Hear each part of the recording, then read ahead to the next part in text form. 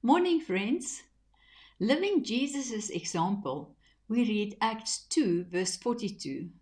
And they continued steadfastly in the apostles' doctrine and fellowship, in the breaking of bread and in prayers. Please pray with me. Lord, grow a deep devotion within me for you and your ways.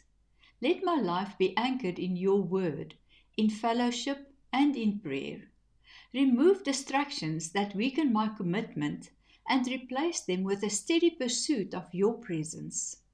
Teach me to prioritize what truly matters. Let my devotion not be seasonal or emotional, but consistent and rooted in love for you. Strengthen my desire to know you more intimately. Shape my habits so they reflect a life centered on you. I give myself fully to this journey of devotion. Form in me a heart that seeks you daily. Amen.